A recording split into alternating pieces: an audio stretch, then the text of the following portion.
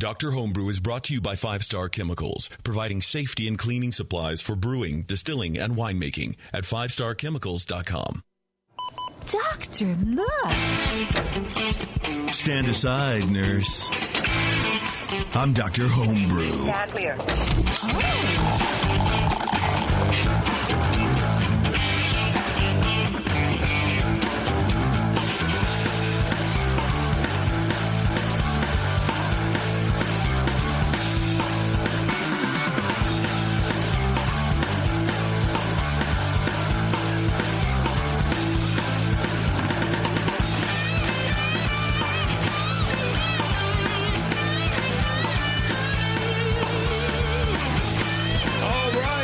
Everybody, here we are, another episode of Dr. Homebrew. It's good for what ails you. It is good for what ails you, says Brian the punster. It's also good for what lager... Oh, no, sorry. I tried. You did try. Not so good as You should have let that idea lager a little bit longer. Oh... Good old Dr. Homebrew. Drink the coffee stout, JP. Drink the coffee stout? I don't want to. I brought that to you. Yeah, but you didn't pay for it, so I don't feel so bad. Give me a splash. I'll splash as well here. See if I can pour it. Let's judge this. I don't know, man. I have a problem. Oh, wow. I have a problem drinking nitrogenated beers that aren't Guinness. I don't know. I feel like it's a waste. It's a waste of effort. A lot of green pepper. Yeah, it's okay. You have a drinking problem when it comes to nitrogenated sweet. beers. I don't like drinking nitrogenated beers. That's not Guinness. It's fine.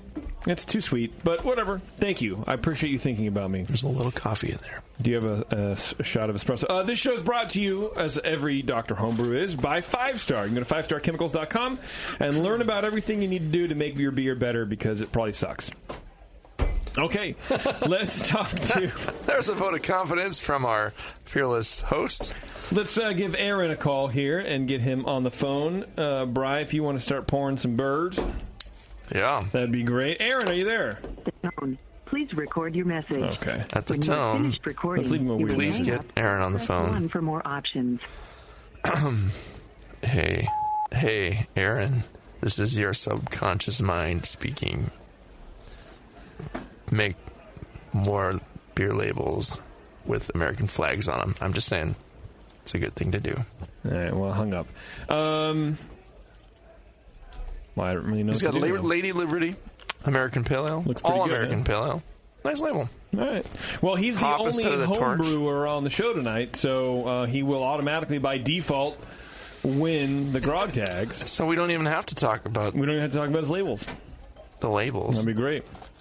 We could talk about the beer. I did tell him I'd call him 23 minutes ago, which is why I was trying to condense our break here to kind of, because I knew that we were being a little late. Well, we're going to drink his beer and talk about it anyway. You try to get him back on the horn there, and that's a good plan. We'll let you know what happens with his beer.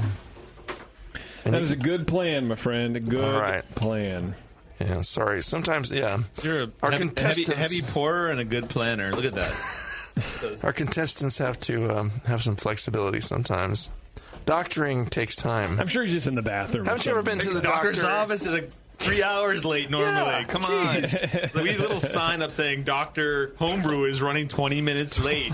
20 minutes is nothing, yeah. And then we'll show up 30 minutes after that. No. Hey, don't forget, he's not complaining.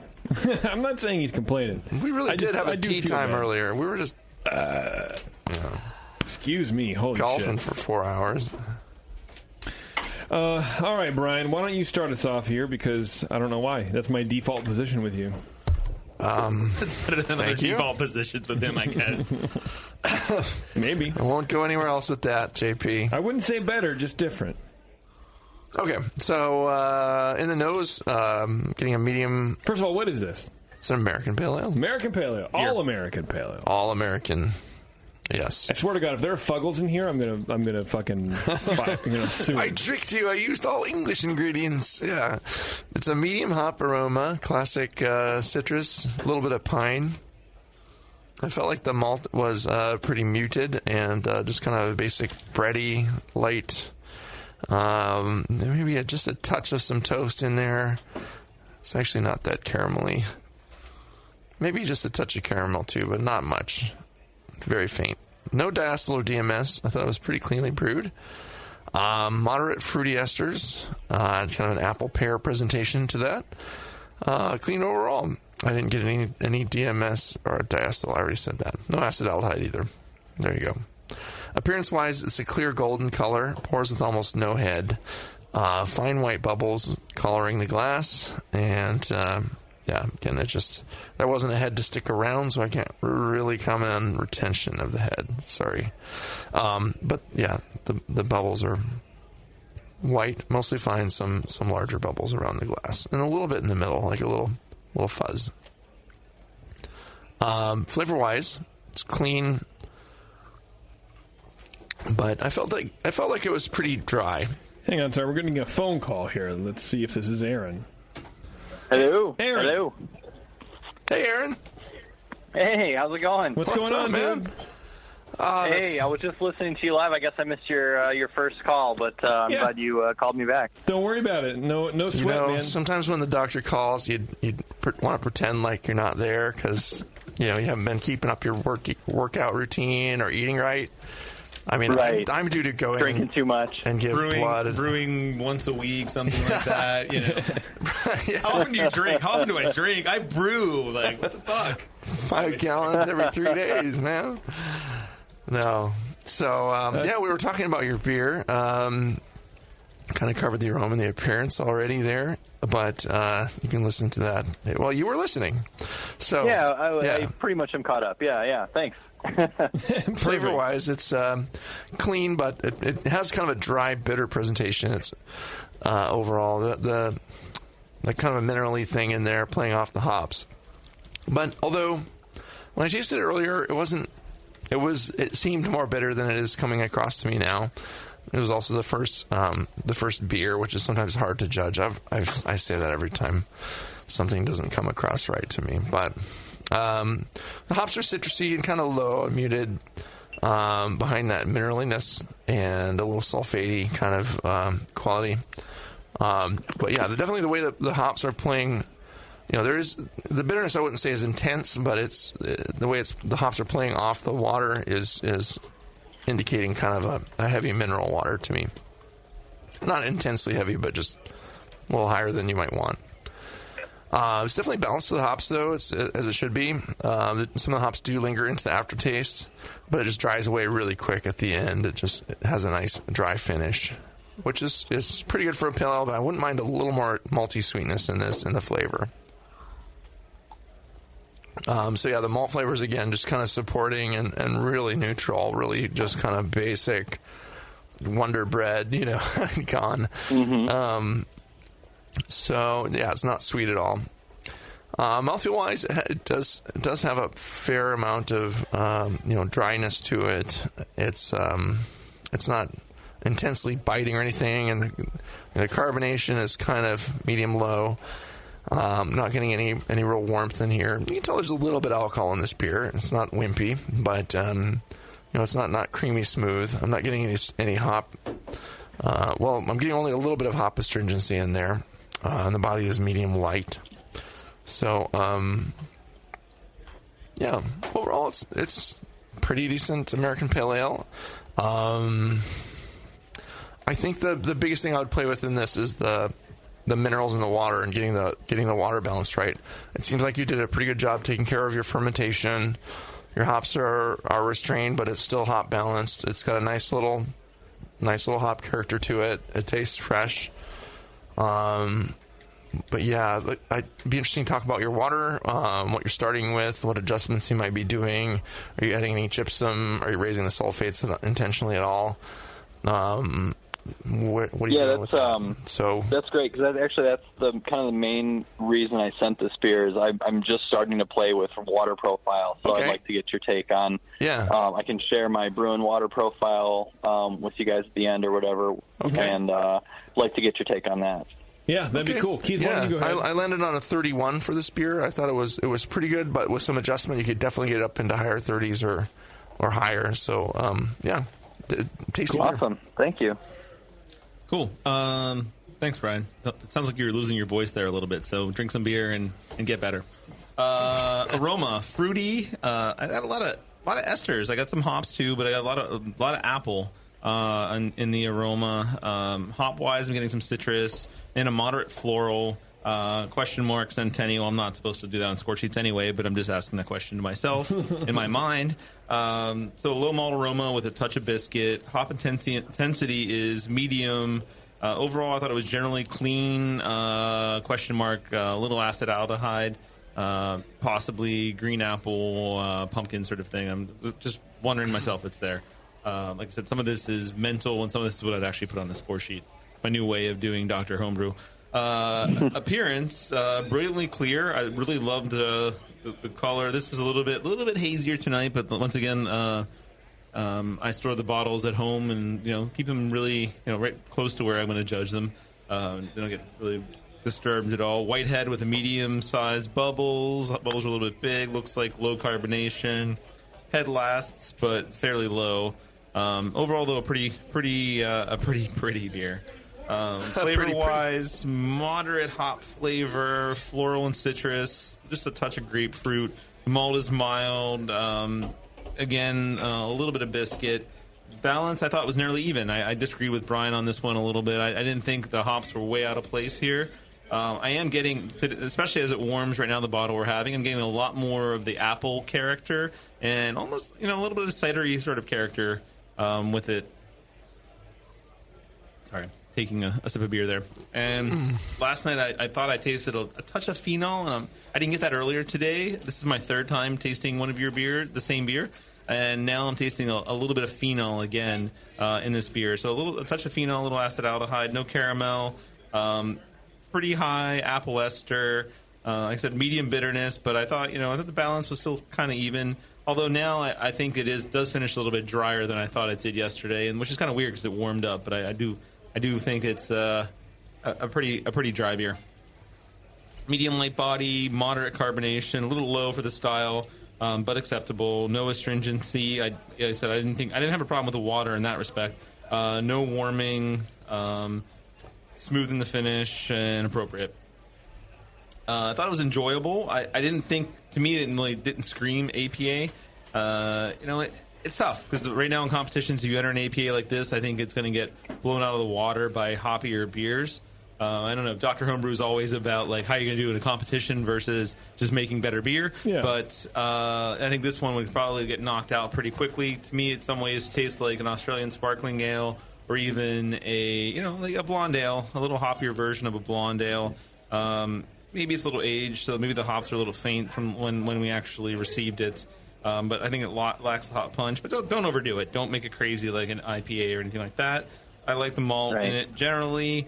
As it warmed, I think I got a little bit salty. So I got a little saltiness in the water, and I think that initially made it play up a little bit maltier for me. But it does taste dry. But I think it was a little bit salty in flavor for me.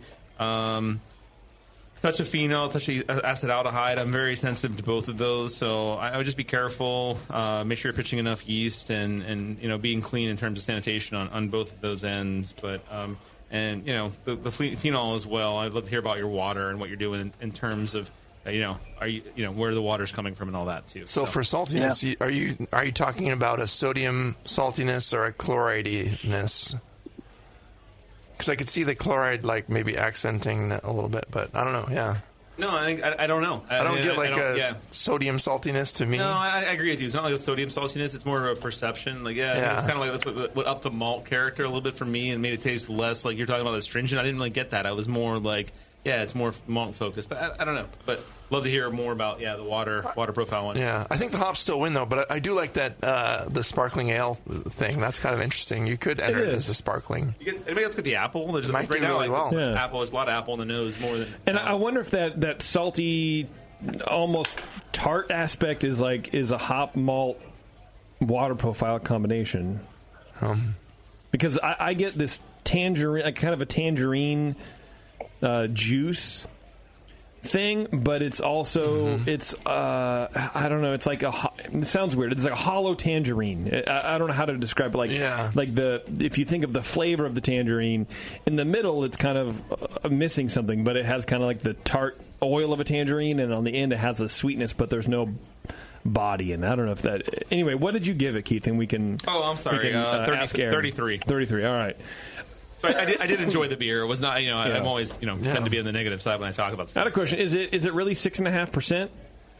It really is, yeah. All right. It tastes lighter than it is, yeah. That's out of the realm of a pale ale, right?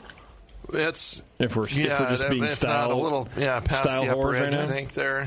It's like right on the cusp. Yeah. Okay. It attenuated lower than I thought it would, so it's kind of right on the IPA pale ale edge. And a lot of people mention that about my beers, that they think it's a little smoother than it ends up being. I don't know why that is, but they're always a little higher alcohol than people expect. Okay. Do us a favor. Give us the recipe for this while we kind of analyze this last flavor here. Yeah, sure. So it's a 5.5 gallon recipe. It's all grain. I did 8 pounds of just 2-row brewer's malt. It's about 76%. White wheat malt. That's about 14%. And then a pound of C60, and that's about 9%. And that's it for the grain bill. And then as far as the hops, I used at a 30-minute edition, I did a 1/4 ounce of Bravo, Columbus, and Simcoe. It's a 1/4 ounce each. And then right at Knockout Whirlpool, I did 3/4 ounce of those. So 3/4 ounce of Bravo, Columbus, Simcoe. And then also at Knockout, I did 1 full ounce of Liberty. And then for a dry hop, I did 2 ounces of Columbus for just one day, because I sampled it, and it tasted real extra bitter to me. So I pulled it all out then. And that was all just with US-05 dry yeast. Okay. Yeah, it seems like you treated your yeast well. It's fermented cleanly. Yeah, man, so Trader Joe's has these little dehydrated tangerines. And it's what it tastes like. It tastes like splitting that open and just like the candied inside of the tangerine. It's freaky. Yeah, right, Keith? No, I'm just tasting the bottle we opened before, and they're really drastically different. Oh, really? Like this one is way more apple-y. We're drinking the big bottle versus the small bottle, and this one's really drastically more apple-y than the other one. That's why I'm over here losing my mind. But that normally it's something else. But a little more fruitiness. Yeah, I know. Which one's more apple-y, the big one or the little one? The big one. Huh. And I don't know. Maybe why I would be sitting here and pick up some diacetyl, but I get some diacetyl on the other bottle. Yeah, you know what? I thought, when you gave me that sample that you had blended them, or you'd given me the second one. Yeah, it was a little bit. Wasn't it's not crazy, but just a hint of diacetyl. Yeah, but I didn't taste it at first when it was colder. No, I know. It's weird. Yeah. Yeah, no, I mean... Very strange. Liberty and Bravo I'm not hugely familiar with. I have Bravo, I just never use it. I heard it goes through some interesting biotransformations into citronella and those sort of things. So when did you dry hopped in the secondary, or I missed that, I'm sorry. So I brewed this batch on June 11th, so just a couple months ago. And, I dry hopped definitely in the secondary. Actually, it might have been in the keg. It was in the keg because I sampled it, and it didn't have enough of that hoppy nose fresh to me. Off. Yeah. So I threw in a little bit of Columbus. That's because that's all I had laying around. Okay. Honestly. Why so much? This guy must love Columbus. But it's weird. I'm not getting a big, garlicky, oniony thing in this beer. It just presents itself as more kind of classic citrus and a little pine, Yeah, I had a little floral, but I don't know. To me, Columbus usually is diesel fuel sort of thing. But right. It's, my approach to this beer, I wanted to make.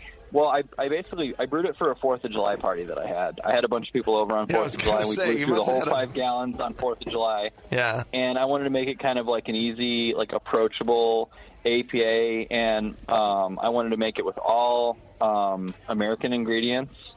And that's why I call it, all American Pale Ale. Yeah. And then JP emailed me and he was like, "Hey, what do you got to send?" And I was like, "Oh, I don't have too much I want to share with you guys, but I want to get some input maybe on this one." But it wasn't maybe quite ready yet, so I threw in that 2 ounces of Columbus just for a day to give it a little bit more nose, and that's kind of why that's the story of the dry hop. Before I bottled it up and sent it out. Was it a hit at the party? Yeah, we blew through the whole 5 gallons in one day. So yeah, very cool. Yeah, it's definitely very smooth and drinkable on a hot summer day. This would be nice for sure. Tell us about Thirst for Adventure Brewing, home brewing. Thirst for Adventure home brewing. What does this mean to you? I have been playing Dungeons and Dragons for a long time. There you go. And we always have different adventures and stuff. And long before I was a brewer, I was running a campaign, and I called the brew that the adventurers would have, Port Griffin Ale. And that's actually currently my flagship beer that I brew now. I've brewed it probably 9 or 10 times. So awesome.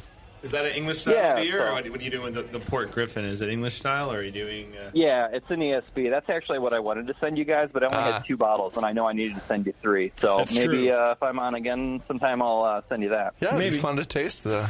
do you have any other questions for the guys there, Aaron? Well, what about water, though? That's why we didn't talk about it.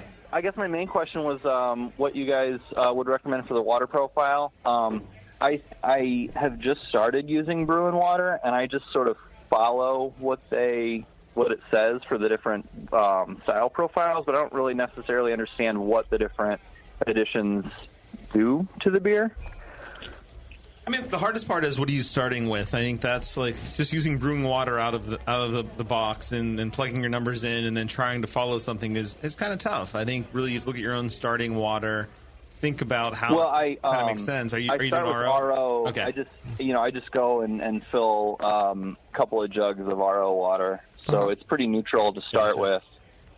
No, and I think that's good, and that's probably brewing water does well with that. So I'd follow what they do. I'd keep the mineral content low, whatever you do. Try to maybe calcium at 50, and then everything else beyond that. But I wouldn't go crazy with sulfate, like go to like 120 or whatever. I would always keep it on the lower side. And oh yeah, this is way high. Then can I read you out what I had for this one? Yeah, do it. All right, so calcium is at 138, magnesium's at 13. Sodium's at 14, sulfate's at 287, chloride's at 51, and then bicarbonates are at 71. Definitely, and that gave me a mash pH of 5.4. Yeah, I pulled the sulfates back. Yeah, and definitely. I mean, you want to make sure your water with a pale ale like this is going to get to the right mash pH. So yeah, I think less is more. I selected the pale ale profile on Brew and Water, and this is only like my maybe second or third time using it, and I just sort of followed what they gave me. So I guess that was my main question, and the reason why I sent this out to you guys is I just wanted to know kind of what would be a good starting like water profile content for a beer like this, like a pale bitter or something like pale that. Ale or something. Yeah, like pale bitter or something along those lines. I think they're probably on the lower side for numbers. I would do that and not try to reproduce any other regions necessarily. At least to start, make it your way first, and do like a normal pale bitter or something along those lines. Go a little more conservative. Yeah. If you want to change from there, you can try out something else. But I would keep it on the more conservative side. Calcium 50 or 60. Yeah, and then everything else from there. 7 to 10. Sulfates maybe 80. I don't know. Yeah, and then 80 to 40 or whatever you want from there. You can kind of play around with those numbers, but keep it kind of. I'd keep everything under 100 all the time for if you're doing RO water. There's no reason to jump that stuff up. I don't think. Great. Okay, that's kind of a great tip. Thank you. I think everybody, if they had their preference, they would start with water that was as neutral as possible, really. And the reason these waters came about, they had to use that water. We have to deal with this. What can we make? Yeah. Right. Yeah. Cool. Yeah, dial it back. Brew the same recipe. The recipe, maybe try some different hops in it, too, if you have something besides Columbus around, but... and have some Liberty and Bravo as well, or throw some of the other newer hops that whatever. Yeah. But if you want to enter it in a competition, I would definitely bump up the late hops a little bit more because like Keith is kind of hinting at some breweries, the IPA and pale ale are almost interchangeable words these days. It's right. Come on. Right. Okay. Well, thank you. Thanks for all the feedback. This has been really helpful. Absolutely. Thanks, Aaron. Awesome. Yeah, thanks for sending us the beer, man. All right. Well, take care. I don't think I have any more questions. Sounds good. All right. Have a great night, man. Thanks, dude. All right. Bye. Thanks. You too. Bye. Cool. All right, speaking of water, the Smart Brew water testing kit incorporates a revolutionary photometer system, which is the first and only one on the market with its own app. It's for home or commercial use because everybody knows it takes great water to make great beer. The only meter on the market that runs water tests with no math needed on your part. The iDip pairs via Bluetooth and updates your water results instantly to your own personal water profile. You can email the results to the rest of your brewers or post to your Facebook page and your Homebrew Club. Get the lowdown on your base water profile. You have the ability to test over 40 different water quality tests. 4 come preloaded and more are available. You can test for things like total alkalinity, chloride, calcium hardness, pH, sulfate, and more using only 4 milliliters of water for each test. Did we mention no math is needed? So go to smartbrewkit.com, enter code TBN10 at checkout, and save $10 on either the standard or the advanced Smart Brew testing kit. All right, let's take a break. It'll surprise you where some of your minerals are at. I missed. Whoa, he cued that one early. Sorry. I had it cued. I just screwed up. All right, we're going to take a break, and we're going to come back, and we're going to drink some more beer. This is Dr. Homebrew. We'll be right back. Hello, fellow BNers. This is Sully from the 21st Amendment Brewery located in San Francisco, just 2 blocks from Giants Park. Before Nico and I opened the 21A and before I was a professional brewer, I homebrewed on my small 4-burner apartment stove in a back house in Santa Monica, California, making my extract brews before graduating to the daunting idea of all-grain brewing. Homebrew books and information was hard to come by back then. The internet hadn't been invented yet, along with other things we take for granted today, like electricity and potable water. One thing I wish I had back then when I was learning was a radio show that could teach me the ins and outs of brewing and answer questions that I had about homebrewing, a resource for making great craft beer. The 21st Amendment Brewery is excited to be a proud sponsor of Dr. Homebrew, a great show that teaches you what you need to know about making incredible beer. Good stuff. Listen up, you might learn something. I certainly did. And thanks for your support. Tasty Crack Games. Since the first time the Brewing Network microphones turned on, More Beer was behind it. More Beer sponsors the programming on the BN because, like you, they love brewing. And like the Brewing Network, they love sharing their knowledge. Morebeer.com isn't just a website to place your next equipment or ingredient order. Morebeer.com also gives you access to free beer information that will make you a better brewer. Go to morebeer.com and click into the Learning Center. You'll find podcasts, technical facts, video tutorials, and more, including access to The Buzz, More Beer's social network of more than 5,000 members. And some of them might even be crazier about beer than you are. Get over to morebeer.com today and take advantage of The Buzz, the forum, the Learning Center, and make sure you're signed up to receive the newest More Beer catalog. More Beer, bringing you absolutely everything for beer making.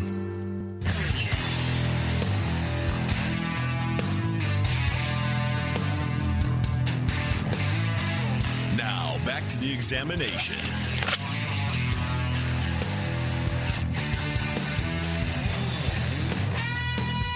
Hey, it's Dr. Homebrew, everyone.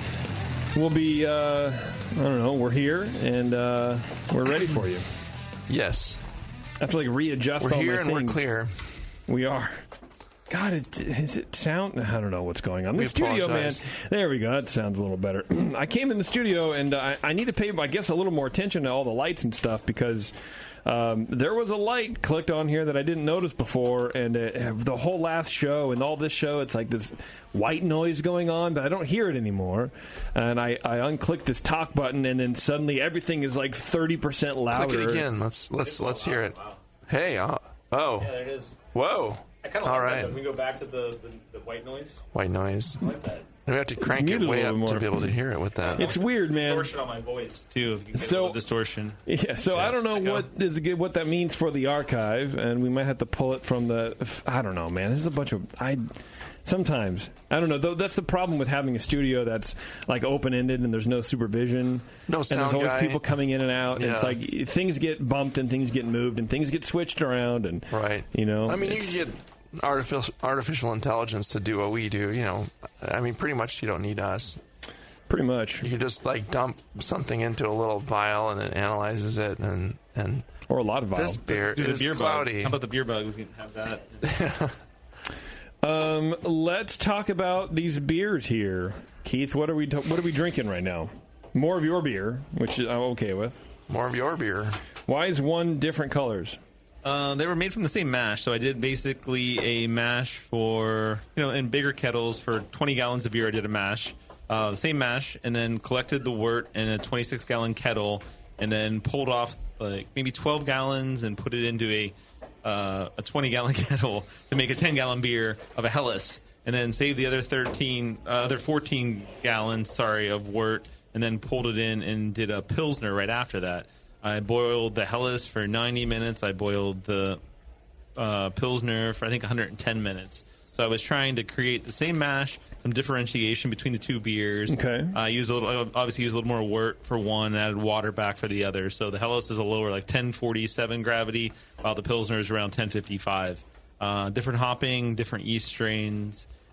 Just trying to play around and save myself some time and be able to make two different beers that are just different and cut out like 3 hours of a day by doing that.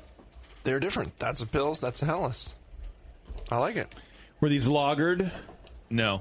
Just kidding. Yeah, they were not very long. I mean, it's only been like 2 or 3 weeks at this point in time, so it's not a long lagering. What was your fermentation schedule on these? 40, 48, 47 pitch. I don't believe in all that other new crap. I did have good pitches for the yeast, and then did that for about until they hit about 75% fermentation. Then did a diacetyl rest at that point in time for 2 to 3 days, and then pretty much started lagering from there. Put them in a bright tank, let them sit there for 2 weeks, put them into kegs. And they've been there about 3 weeks right now. So it's only about 3 weeks of lagering at this point in time. I wish they were a little bit longer, but I thought it'd be a kind of fun thing to talk about. And I did a similar thing with the Vienna this past weekend. And for the Vienna, I even got a little bit crazier, where I had a Cinnamar to part of it and rice solids to the other, and made a IPV and a Vienna. IPV sounds like a disease or something. Right. Like, yeah. But it was it's like HPV, but less. But less, yeah. It's more. It's more. One more. It's one letter more. It's HPV, but it's more personal. Right. So in that little commercial, they actually showed the old person who's dead in a casket. You've seen that HPV commercial. It's like, I didn't know. Yeah. My mom didn't tell me. And did you know, Mommy? I was surfing, and I got HPV by surfing. Oh, man. So back to the beers. Sorry. The Pils is nice and clear. It's brilliantly clear. The head retention does look like shit right now. I apologize for that. I'm not, We'll forgive that. The Helles is a little bit hazy. There's a little bit of yeast in suspension there, or hops or something. But yeah. Well, that Pils is bitter out. as hell, man. That's a hop. That's a hop all around hoppy. So for the water, you just kind of split the middle of same what you water. Yeah. No, they're both really light water. They're probably about 40 ppm calcium. They're all on the low side. They're very, very low. In terms I mean, of water. you want it pretty soft for the pill. Yeah, even maybe 35 ppm, and then sulfate. It's like 26, 24, something like that. They're on the really, really low side for so kind of medium water. low sulfate. Yeah, and quite honest, calcium. JP, like I'm not even calling this a Czech Pilsner. This is kind of like an American Pilsner. So it kind of toes the line somewhere between a German and a Czech, and it's just like whatever I want to make it as a Pilsner sort of thing. Yeah, well, fuck it. I mean, I think it tastes pretty good. So, what was your end goal? Is just to kill time, or not kill time, but to save time. Yes, not to kill it, was but to kill time. Okay. I just recently had we recently had my wife had a kid. Sorry, I did nothing there, and I'm just trying to kill like time. 9 months ago. I'm just like, I just want to kill some time. You're just bored. Get away from that kid. Yeah. I have nothing else to do. Right. No. I mean, it was. I mean, I like both of these beer styles a lot, and it's like I want to make a Pilsner. I want to make a Helles. How can I save some time while I don't have to brew 2 days in a weekend? I can brew 1 day in a weekend, and hey, I'm just brewing on Saturday, but like little does anybody know, I'm making 20 gallons of beer, not 10 gallons. Tell her I got 2 beers out of it. Yeah, and like, why are you down there for 12 hours? I'm like, stuck mash. I have no idea what happened. Man. Yeah, everybody honey. hates. It wasn't Stuck actually. It was like mash. 10 hours, but yeah, it was like stuck mash. I can't believe it happened. No, I'm kidding. But Never happens to me. But no, I mean the goal was to save some time and make 2 beers, and I wanted to kick off 2 different yeast strains. So one is the 833, the Iyengar strain, and that's the Helles, and it's consistently. I'm on my 3rd beer now with that, and it's consistently been more cloudy than. With the same pitch? Yeah. Yeah, the same pitch amount. Okay. Yeah, Right. and it's just it doesn't drop as much, and I think it'll drop out more. And I could have done more. I did, actually. You didn't find it. You just lagered it. The that has no. I wanted to serve it as a joke. I wanted to call it Helles Keller at a meeting, which was really fun. I was like, I read that Helles Keller.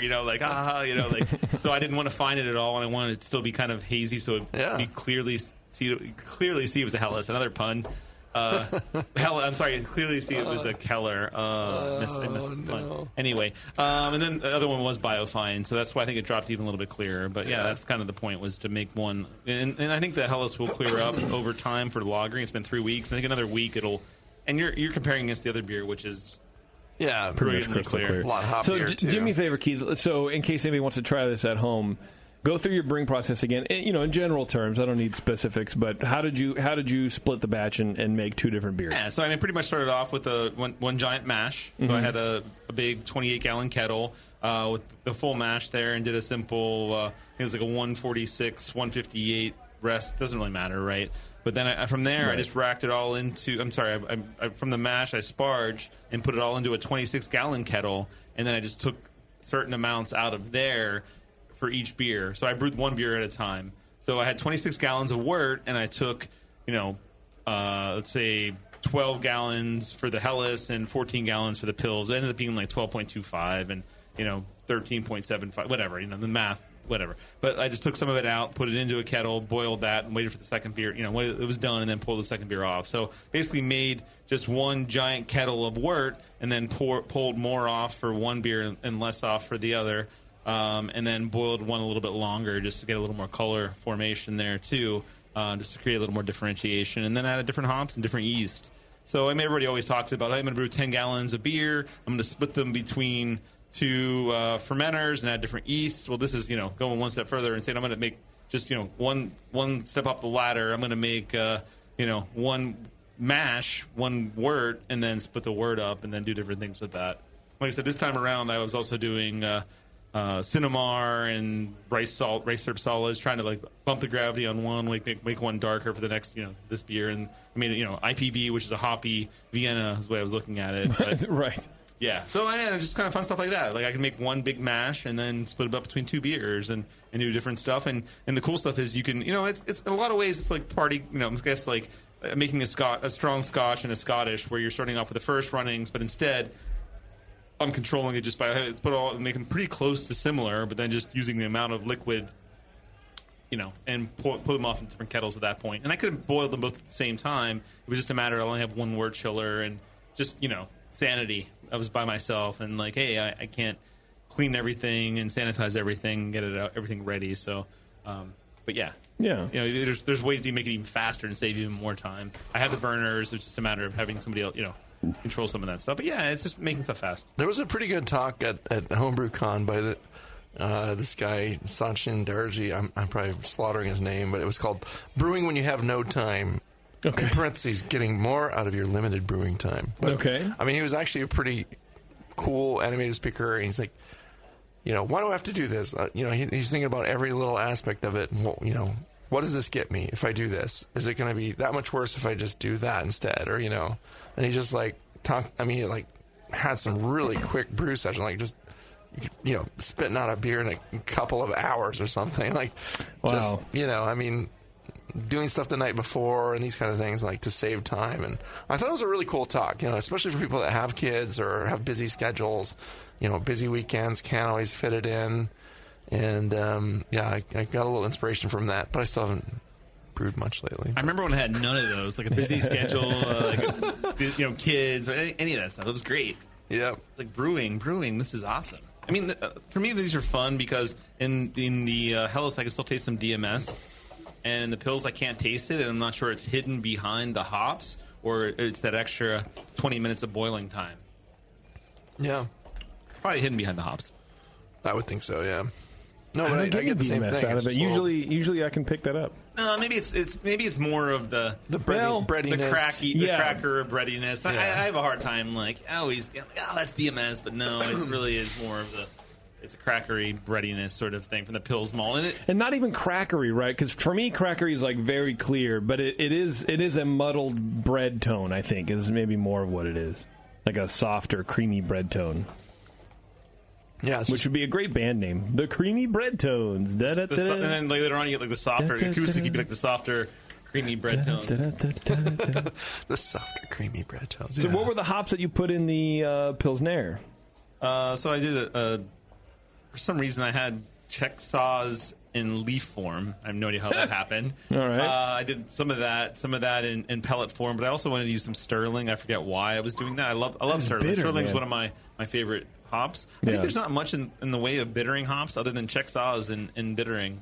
I don't know. I wanted it, like I said, I wanted it to be like a Prima Pils sort of Sunshine Pils, like some of the Pennsylvania German style Pils, like over the top a little bit. I think it's bitter, but it's bitter, and I think maybe what it is, it's more of a drying bitterness, if that makes any sense. It's not like overly bitter, but it's dry, and I think that the vegetable matter or the I don't know, the it's a puckering bitterness.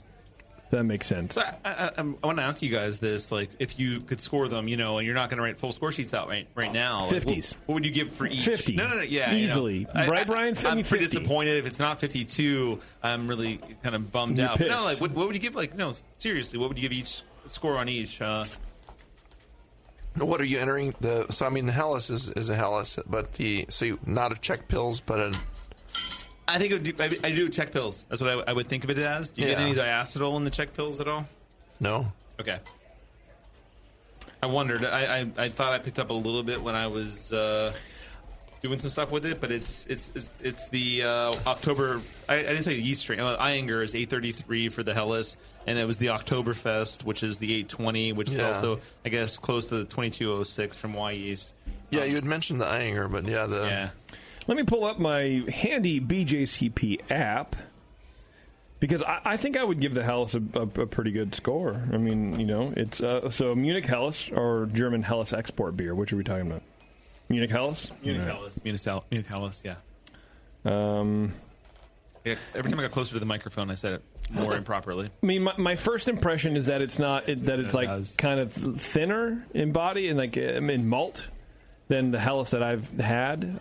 Not it's on the quite lower as end rich on the breadiness. Yeah, but that's okay because I'm comparing it to the last Helles I had, which was from Shell's, August Shell, and Minnesota. It's along these lines. It's kind of it is a little bit thinner than I'm used to, and so there's that.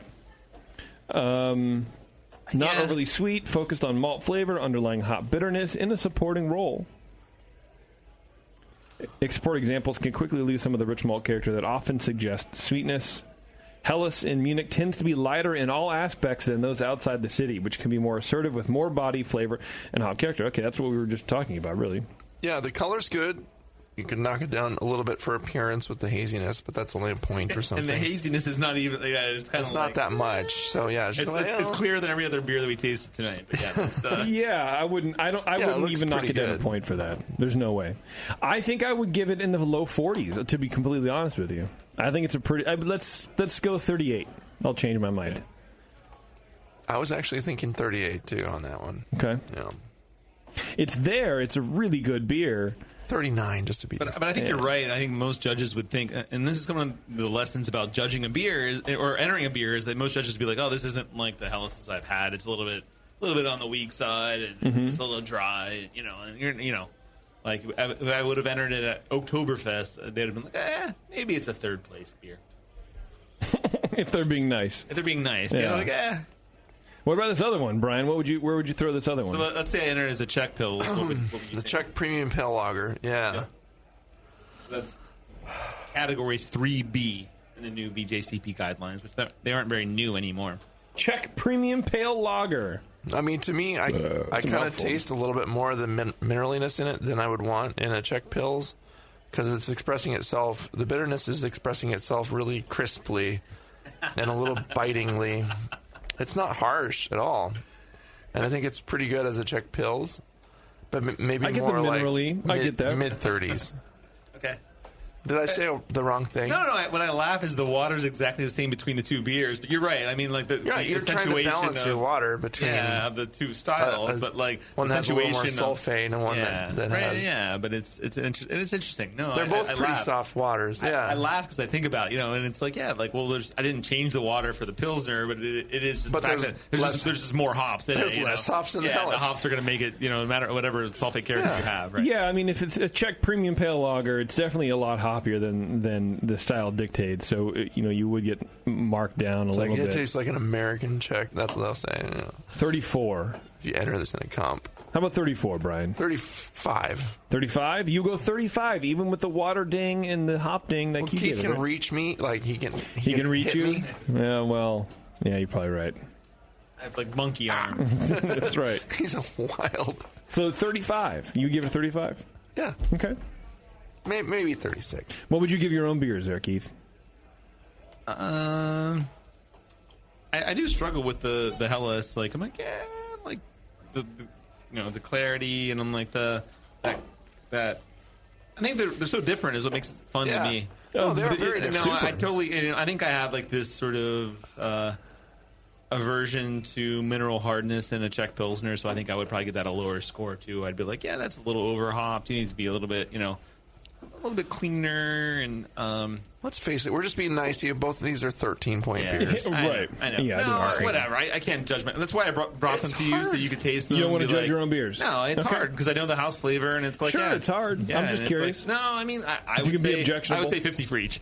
Yeah. Give me all the gold medals. Yeah. There it is. I think they're both pretty good. I mean, it's fun. Are it's fun. Very reminiscent of the styles. It's just.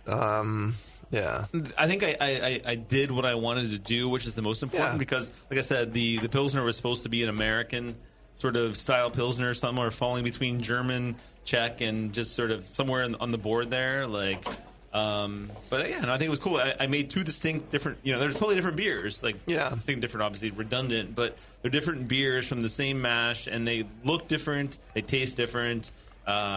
It's fun. Yeah. No, and I could see 50, not 50. I could see 40 plus for the Helles. Just like if the haziness was gone, the slight haziness, Keith. Yeah, Biofine would have done that easily. I could see 40 plus for that, but I can wait 2 weeks for. Yeah, I just couldn't avoid the Helles Keller sort of thing. No, you had to go with that. There's no way. Great. It was perfect for sure. Yeah. All right, well, let's take a break here real fast, and we'll come back. Can we let Keith compete for the grog tag? Sure, why not? Why not? Oh yeah, I'm gonna. Hang on, everyone. We'll be right back. Do you know the 3 most important rules in brewing? Sanitation, sanitation, and sanitation. And no one does it better than 5-Star Chemicals. 5-Star knows sanitation. You can only sanitize clean equipment. And 5-Star knows how to clean, too. For craft brewers and home brewers, 5-Star has what you need to keep your fermenters, serving tanks, kegs, and draft lines sparkling and free of any beer-spoiling bacteria. PBW, caustic, acid cleaners, Star Sand, SaniClean, lubricants and defoamers, pH stabilizers, and more. 5-Star Chemicals has cleaning supplies, safety supplies, heat exchangers, pumps, hoses, and valves. And 5-Star is proud to offer eco-friendly products that exceed customer expectations. If you have a cleaning problem, you need the 5-Star solution. Visit 5starchemicals.com or call 800-782-7019. 800-782-7019 and get the 5-Star treatment today. Are you a member of the White Labs Customer Club? If not, you should be. It's the easiest way to earn free stuff for turning in your old homebrew labels from either Vials or Pure Pitch. All you have to do is save your labels and redeem them for things like free yeast, an exclusive White Labs t-shirt or sweatshirt, and even the opportunity to brew with the yeast man himself, Chris White. Signing up is easy. Just go to whitelabs.com/customer club, fill out the registration form, and then mail in your labels. They will return the favor by sending you awesome White Labs swag. Go sign up today at whitelabs.com/customer club. White Labs, pure yeast and fermentation since 1995. I'm sorry to tell you this, but we're going to have to pour you out. Back to Dr. Homebrew.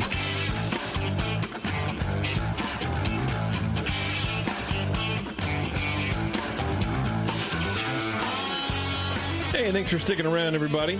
Before we start handing stuff away, I do want to tell you about the Brew Guru app from the AHA.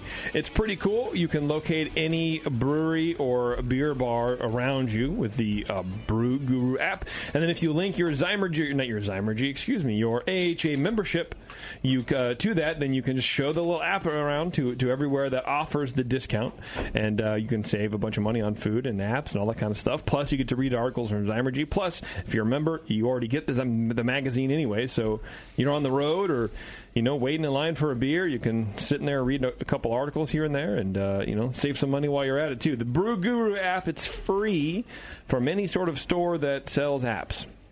Any app store, it's all free, it's all there. Pretty much anytime you're in a pub or anywhere that serves beer, you should check it because you might save some money. Absolutely. Or if you're in the pub's kitchen, you should also check it while you're there. You have to do that here. You cannot just stand around. You have to be proactive.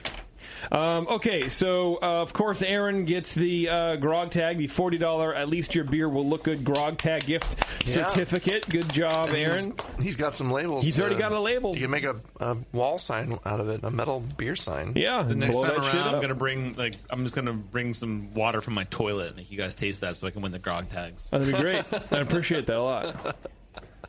And Keith, thank you very much for bringing your beer in to talk to us about your little homebrewing experiment there. It's very lovely. His little homebrewing experiment. It's no brewlosophy, so I know. That's true. No, I mean, you managed to make two completely different styles, although similar. You did. Similar in that they're both lagers, really. Because an yeast on one of them made a Kolsch. It's really just, you've heard that before. But the yeast difference and the hop difference, and the wort was pretty neutral, and you didn't need to do much else with it. Yeah, I think it was pretty good. Next time, 3 beers. All right. 3 beers. All right, everyone, this has been Dr. Homebrew, and I appreciate you guys tuning in to each and every show because, of course, you never miss a show here on Dr. Homebrew. We're that engaging. And thank you, listeners. Yeah, thank you very much. If you want to be on the show, email me, jp@thebrewingnetwork.com. I do have a bunch of fresh emails to get to, so we're probably at a 3 or 4 month backlog. So, don't say, I have this really fresh IPA I want to send you because I'm not going to get to your fucking email for 3 months. So, sorry about that, but that's just send us what you have around. These guys did. Fucking way she goes. Yeah, but we definitely get to you. We'll definitely get you on the show. More loggers. More loggers, please. Yes. We should put a ban on pale ales and IPAs. Oh, man. Imperial stouts, too. God, if I had a bar, that's all I would do. Yeah. All right, everyone. This has been Dr. Homebrew, and you've been great. Thank you. Good night. Cheers.